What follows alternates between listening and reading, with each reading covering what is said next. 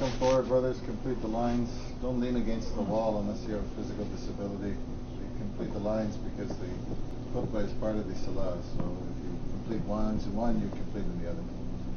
We thank Allah who has gathered and guided us here up to this very auspicious moment, and that is the moment where we have developed the deepest wisdom available to any man. That is the wisdom to put our forehead on the ground in sajda to Allah subhanahu wa ta'ala and Allah subhanahu wa ta'ala alone. I bear witness and testify, if it is my last allowed act, that there is no one worthy of our worship, our praise, or our devotion except Allah subhanahu wa ta'ala.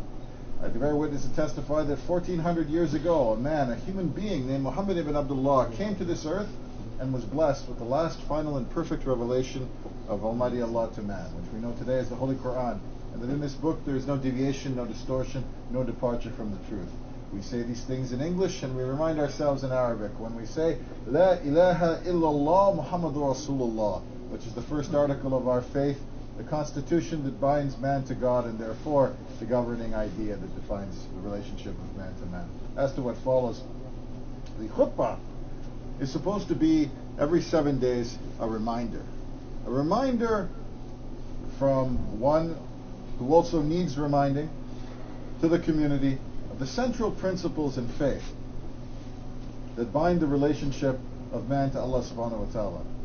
If the khutbah is effective, it produces a change from one week to the next in the way people see and understand their relationship with Almighty Allah.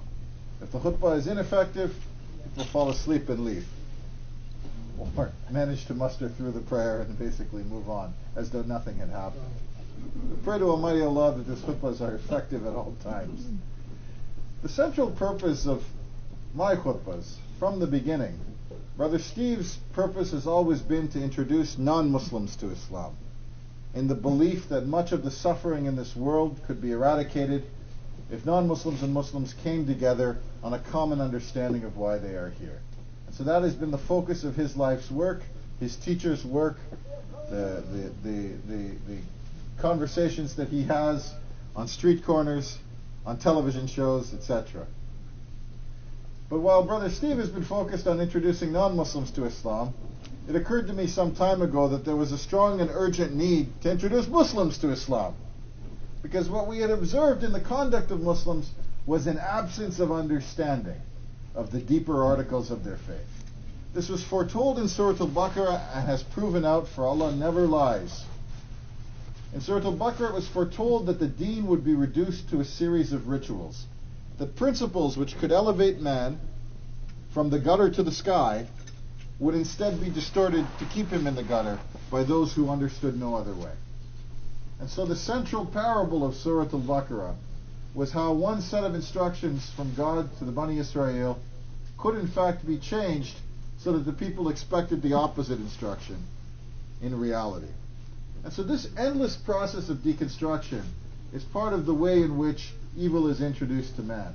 You see, if you came to a man and you said, okay, I want you to do something terrible, rob an old lady, steal from a small child, disobey, somebody in a position of authority who cares for you, be rude or vulgar. If you actually directly spoke to people and told them to do bad things with no explanation, the inner light that is in all of us would revolt.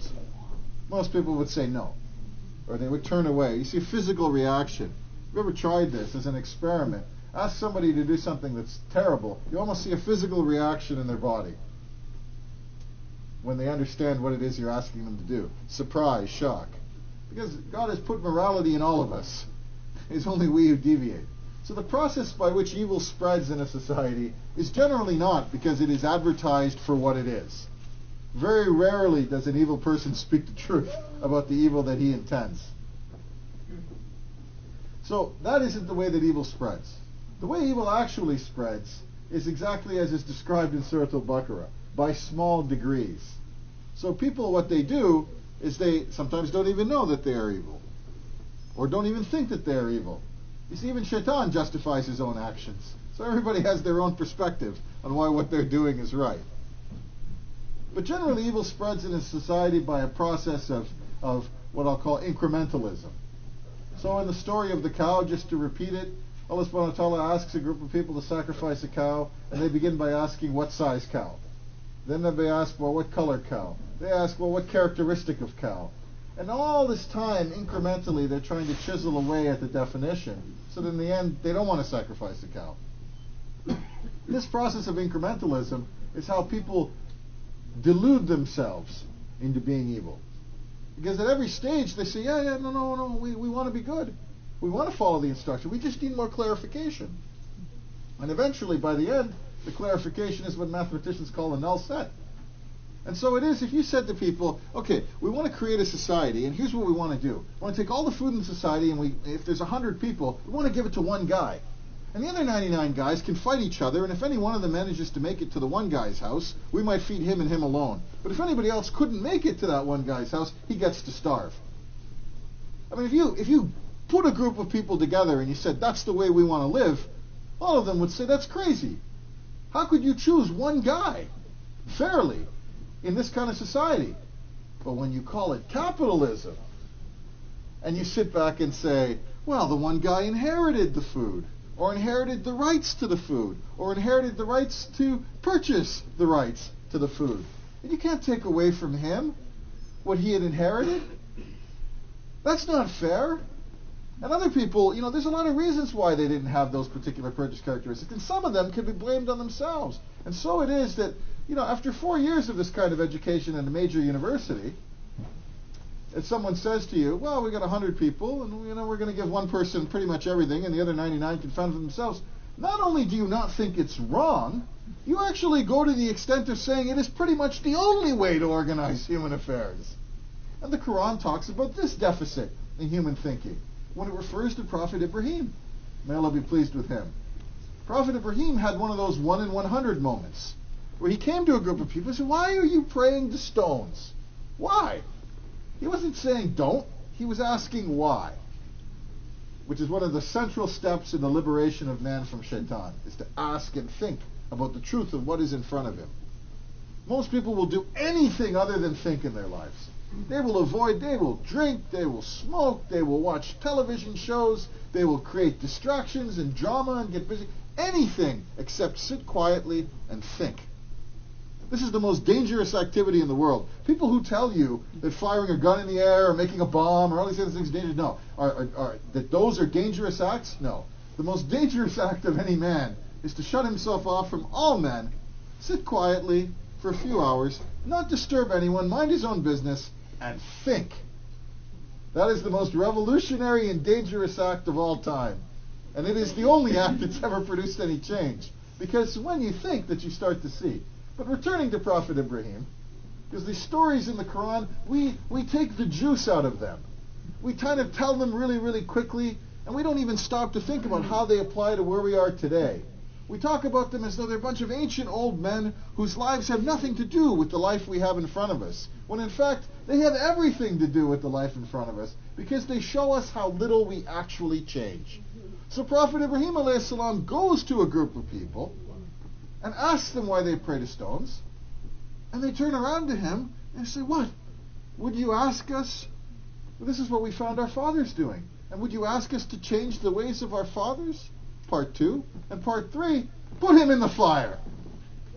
And so here you see the classic reaction of people to change. The classic reaction of people to change. The first part of it is to say, well, we inherited this situation.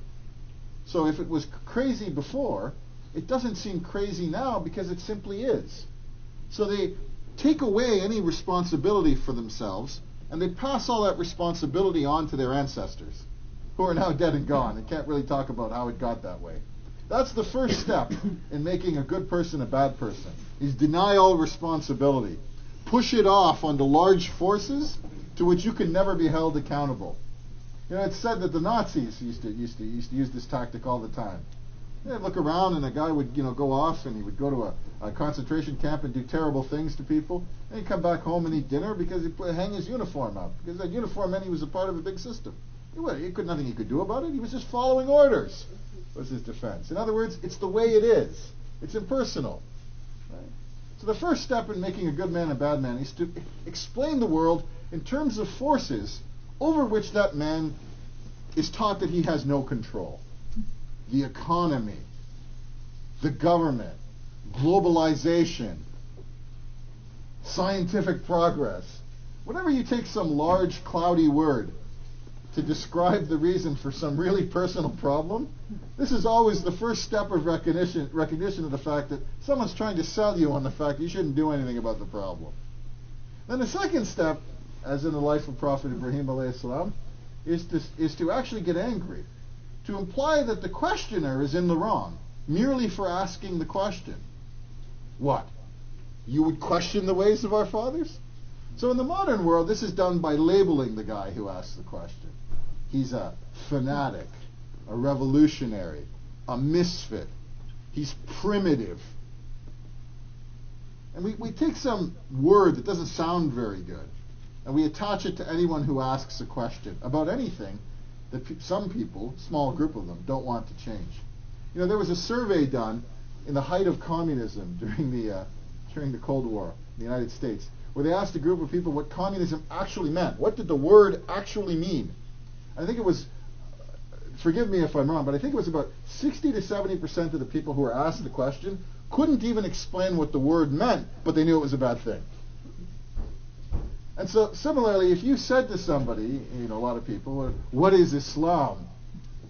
A lot of people couldn't even explain to you in the West what Islam means, who a Muslim is, where they're from. Couldn't point to us on a map anywhere. Couldn't even realize that the guy who sells them a falafel or shawarma next door is in fact a Muslim and hasn't gone to the trouble of poisoning their food. But they couldn't tell you what the word means. They couldn't tell you how it works. Couldn't tell you where it is. But if you ask them for an opinion on it, immediately you get a lot of those. And so this is the classic definition of ignorance. It's to not to know what something is, but to be very confident that you're against it. So that's the second stage. And then the third stage is once you've decided that you've labeled something and that you don't like it, even though you don't know what it is. So I don't know what God is, said the people in the time of Abraham, but I'm going to label somebody who asks basically the question. Once you've decided that, now you've got to take action. Now you've got to do something really repressive. Because you've already decided that this person doesn't belong or play by the rules. So now you put him in the fire.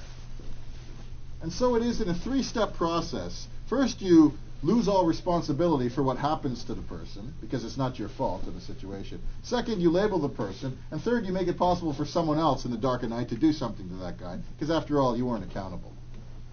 And so this is how evil spreads. Now let's look at the situation of the Muslim world. What are some of the problems in the Muslim world? Well, Muslim governments.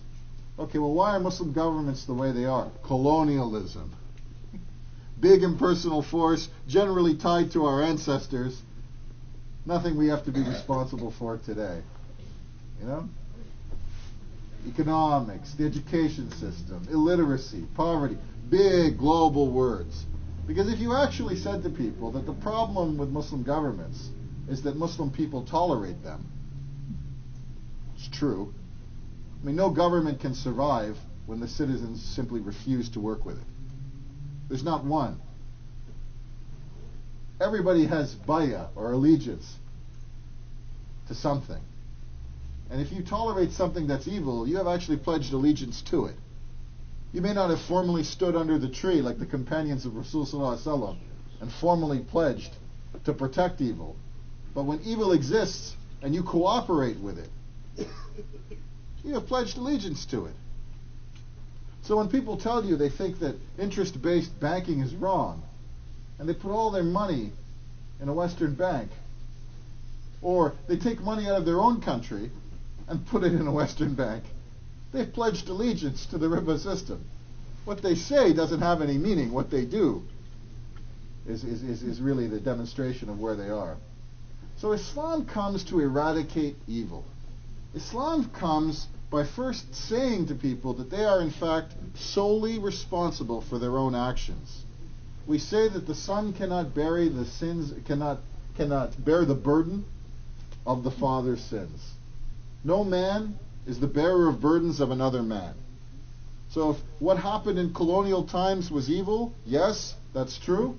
But what we do here today, how we make our life now, is what we are responsible for. Because we can't bear the burden of the sins of colonial people. And they can't bear ours. One day we're all going to be lined up and questioned about what we did in our time, here, now, and about the problems that we face here and now. And we'll be asked who we pledged allegiance to solve those problems. Who were they? And why? The great word of Prophet Ibrahim. Why? Why? And no one in the Muslim world is really having this national discussion in a clear, unambiguous, just no-nonsense kind of way. Why do we have the people that we have leading us, and why do we follow them? What have these people done for us? What have they produced? In every aspect of society, I'm going to make some people feel uncomfortable when I say that this applies as much to the people in our government, in our courts, in our police, in our armies, and our so-called scholars. Because scholarship is not simply, in the Western sense, repeating the opinions of others and being able to do it really, really well. Leo Tolstoy once said. Scholarship involves morality. The great true scholars of Islam all generally suffered. And one of the reasons why they suffered was they spoke the truth to power.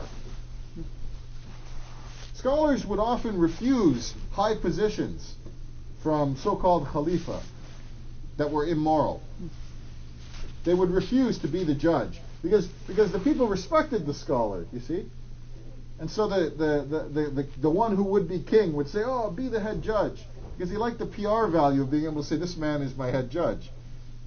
And sometimes the scholar didn't have the strength to lead arms against the people, or decided in that particular circumstance that there was more good than bad to the leader, so he wouldn't take direct physical action. But there was still a lot of bad in the leader, and so he wouldn't lend his reputation, his honor, his dignity to being seen to sit with the leader and imply that this leader had the respect of God.